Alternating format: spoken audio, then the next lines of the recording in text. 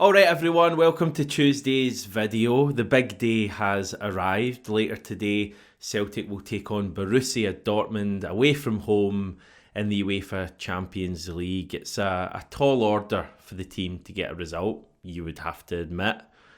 But there is a sense, I think, amongst us, the Celtic support, that it may just be possible. Something special could happen tonight.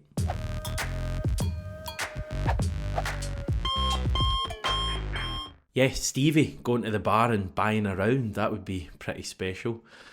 No, there's no time for jokes today, everyone. Serious head, Hamish. It's Borussia Dortmund versus Celtic. As I said yesterday, the kind of fixture that you just want to say out loud because it just feels right. Just feels right. A bit like Celtic, Real Madrid. Borussia Dortmund versus Celtic just feels right. It's a pretty big night, it's fair to say. The biggest test that this team have had so far this season by far. It's not a win or bust scenario by any means, but there is a big opportunity for the team tonight to go out there and to show how good they really are, and obviously to try and get a positive result, and any sort of positive result, a draw or certainly a win, would have us all feeling increasingly confident about making the top 24 of this new league. Now, Brendan Rodgers hasn't shied away from that opportunity as well, and the fact that this is a big test. He met the media last night at Signal Iduna Park. The big news to come out of the press conference, and it's probably not a major surprise if we're totally honest, is that Cameron Carter-Vickers won't be playing at all tonight. I don't think he's even flown out with the team to Germany. Rodgers said, Cam is not available. We'll see what he's like going into next weekend, but he's not here for this one. Clearly, he's a top-class player for us, and he's missed a little bit of Champions League football, I think, in his time. 5 of the 12 games the club has played, he has unfortunately not been able to play. But we have other players. It's always an opportunity for somebody else to come in, and hopefully we can get Cam back sooner rather than later. As I say, probably not a huge surprise. I just get the feeling over the past week or so, or I've had the feeling that this was going to happen, and Brendan Rodgers has kind of been playing down expectations with regards to Carter-Vickers making this game. I guess the positive you would look at is that Austin Trusty, who's clearly going to come in and start alongside Liam Scales, has played a couple of games recently, and he partnered Liam Scales at the weekend, so it's not like either of those guys are coming in cold to a match like this. Obviously, I would much rather Cameron Carter-Vickers was there. He's the best centre-back that we've had at Celtic in a number of years, let's just say. So I'd much rather he was there. But I think Austin Trusty and Liam Scales can do well tonight. If you're asking me if like the news of Carter-Vickers not playing is a hammer blow to our chances or completely does away with any confidence I have, I would say that's not the case at all. I actually feel relatively similar. Why is that, by the way? Because I've sensed some of you might be the same. Is it maybe that has Liam Scales been better than Carter-Vickers so far this season anyway? That's probably down to Carter-Vickers having this kind of ongoing toe metatarsal injury. But it just feels like, Trusty and Scales might do all right tonight. It's a huge test for them, but we're not throwing in nobodies here. I mean, Liam Scales has been one of our best players so far this season, has played in environments like this over the past year or so and done well. And Austin Trusty is a pretty experienced player who we've spent £5 or £6 million on, and has played in the Premier League, so he should be okay as well. So I think generally I feel okay about it. Chances are Dortmund are going to breach our backline at some stage and might score a couple of goals, but I think equally it's up to our attackers to give them problems as well, and I think it's going to be that kind of game. This is my team, by the way, and it's unchanged from the 6-0 win over St Johnstone on Saturday. This is also the team that John pretty much named a couple of hours after that game in Perth. And to be honest, I'm about 90% sure that this will be what we go with. Maybe Rio Hatate could come in, maybe Adamida could start, but I just don't really see it given how well we played on Saturday. And to be honest, I think even taking Saturday out of the equation, there's a fair argument that this should be the team for tonight's game. I've got them in hoops there, by the way, as you can see. Not sure what kit we'll be wearing. Will it be the new green camo third kit making its first outing? Personally, I would hope that it's the hoops. It's certainly not going to be the yellow away kit for obvious reasons. Elsewhere in Brendan Rodgers' press conference, the general feeling, I think, was that this is just an opportunity for this team to show how far they've come against a top side, obviously. For us, it's looking to bring our game to the next level.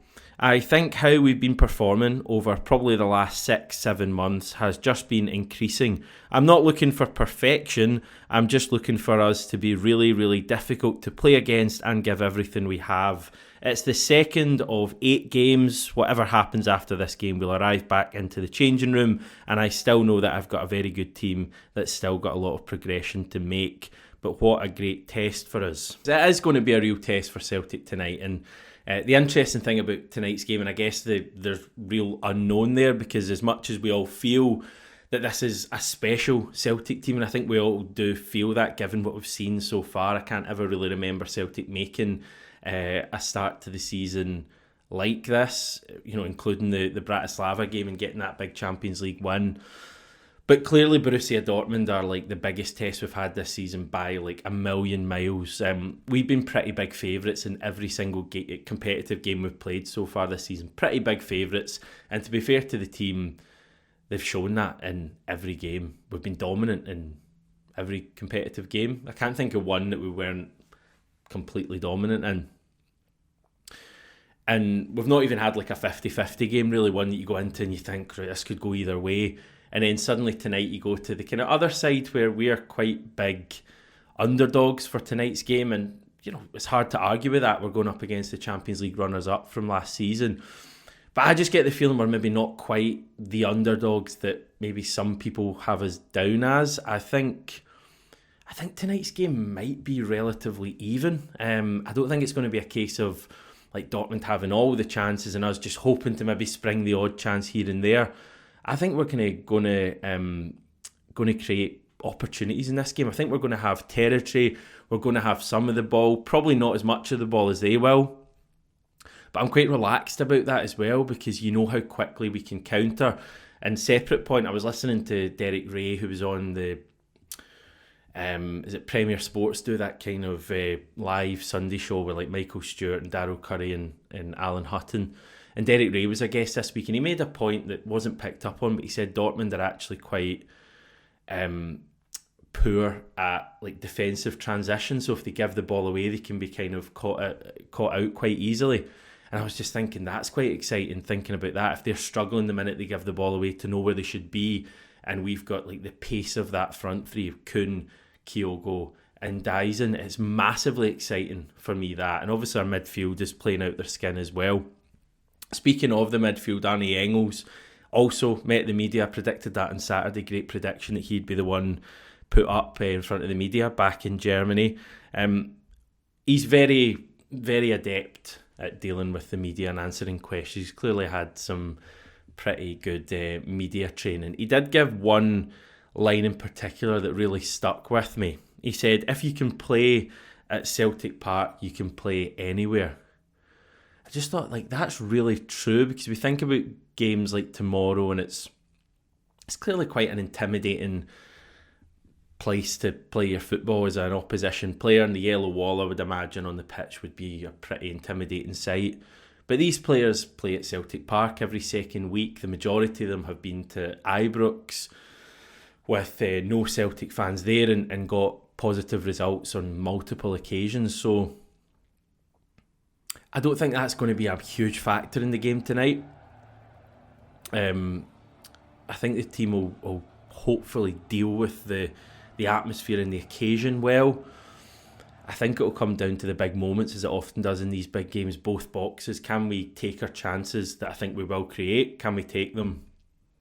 And also, to be honest, the worry I always have about Celtic at this level, especially away from home, how can we defend? No daft mistakes, no daft losses of discipline either, which brings me on to my next point, and that's the referee tonight, who is Jose Maria Sanchez. And you might have guessed he's from Spain. The assistants, also very Spanish names. Dear oh dear, incredibly Spanish names here. Inigo Prieto and Jose Naranjo. On VAR duties is Carlos del Cerro Grande. Seems to be pretty card happy, this referee Sanchez. I was looking at his figures and he has averaged 5.8 yellow cards over his 185 La Liga matches. And I think La Liga's probably got a higher number of cards on average than other leagues anyway. It does drop to 4.2 yellows over his 9 Champions League matches that he's done so far. We've actually met him once before and he sent one of our players off. Yes, really.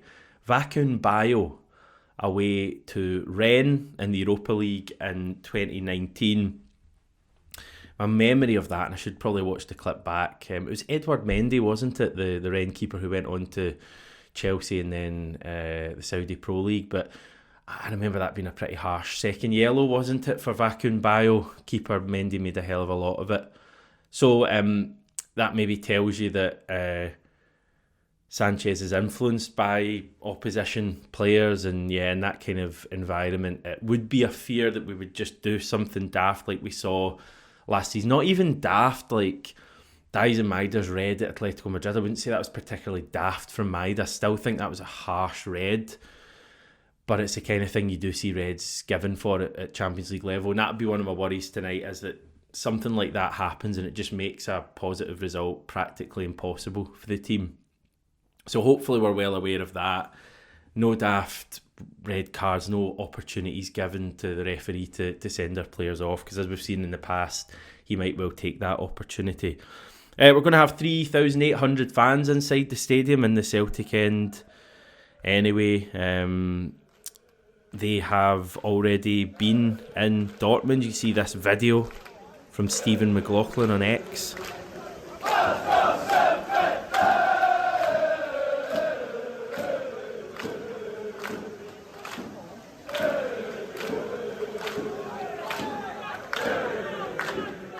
Great stuff, and the stage is just generally set for a pretty mouth-watering match. And yeah, I'll finish with a prediction. I genuinely do think it is a game that we can have some joy in.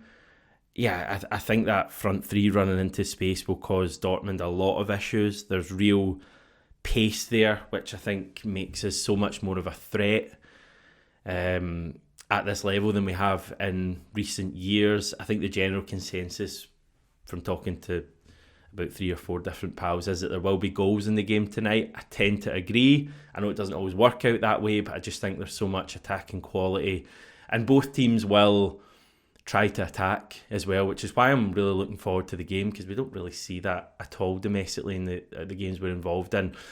Yeah, my prediction is Borussia Dortmund 2, Celtic 2. A wee Desmond. So we'll see if things play out. I'd certainly take that right now if you offered it to me. I think it's going to be a really kind of frantic, nervy night, and we might not be totally sure how we feel about things afterwards. Very vague. But regardless of that, I will return tomorrow morning. Enda's going to join me to look back at the game, regardless of the results. So you can look forward to that. Enjoy yourselves wherever you're watching it, and let's hope Celtic can really rise to the biggest of occasions tonight.